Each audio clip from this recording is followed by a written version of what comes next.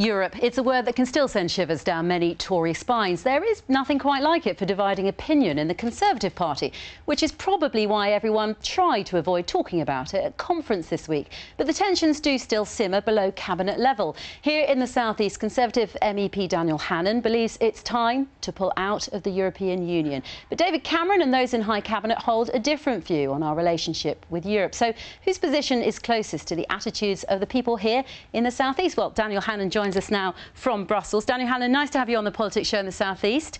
Let me ask you this. The economic crisis in Europe, some would say this is an interesting time for our relations with Europe. Do you think this is a good time to loosen our ties?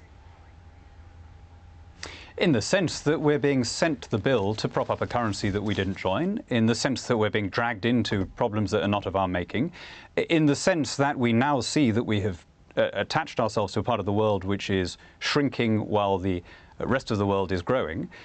I have to say it's an extraordinary thing in your introduction that you see this in terms of arguments within the Conservative Party. I think most of the people watching will see it in much, much bigger terms than that. It's about whether Britain is part of this confined and dwindling customs union or whether we rejoin the wider world. And the idea that this is just a sort of Westminster spat, I think, belittles the issue. Well, William Hague does not hold your opinion. Now, he may have been seen as Eurosceptic in his time, but in the last couple of days he has said this: to question our entire relationship with Europe now would not help us or anyone else in this situation. He has said that any opportunity to repatriate powers from the EU will be many years away. Do you find that disappointing? Can you play the long game? Well, this issue is going to have to be decided by the country as a whole. In fact, one of the main reasons why I support a referendum on the issue is precisely that it divides opinion in all three parties. It therefore can't easily be settled at a general election. It's a major constitutional issue. No one under the age of 54 has had a say. And that's why a question of this magnitude should be settled by the country as a whole. And if people weigh it up and decide that they want to remain part of what the EU has turned into, fine, you know, I'm going to accept the result with good grace, but let's at least put the question. But you're saying this is a massive issue for the country. David Cameron, I think, probably speaks for the party and speaks for the country when he says this isn't at the top of the agenda right now. I mean, he was talking at party conference about the fact that people in rooms up and down the country are not saying, let's have a debate about repatriating EU powers. They're saying, what are we going to do about the economic crisis? What are we going to do about the economy in our country? Right.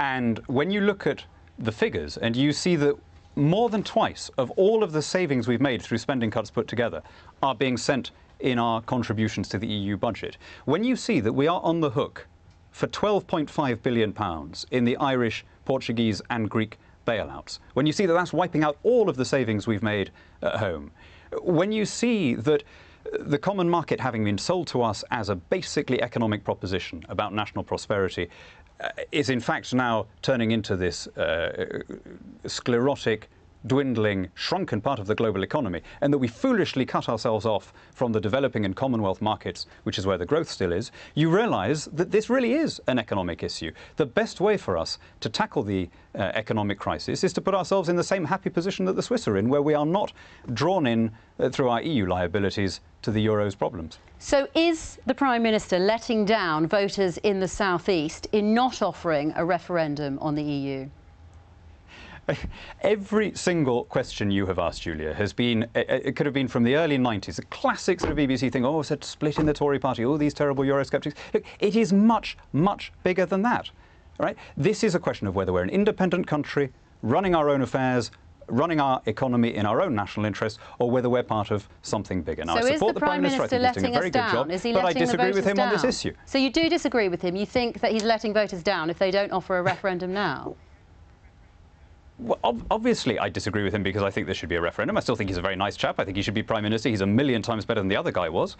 But, you know, shock horror, I disagree with him. Shall I let you into a secret? You won't find any two individuals in the world who agree 100% on every single issue. In British politics, both the big parties are coalitions. You know, it really isn't that extraordinary that we should have some differences of view. And that's why I say this issue should be settled by the country as a whole. Not by me, not by you, not by any other individual. It should be put to the referendum and we should then abide by the result. Do you think that the Conservative Party would win an overall majority at the next election if they campaign on that then?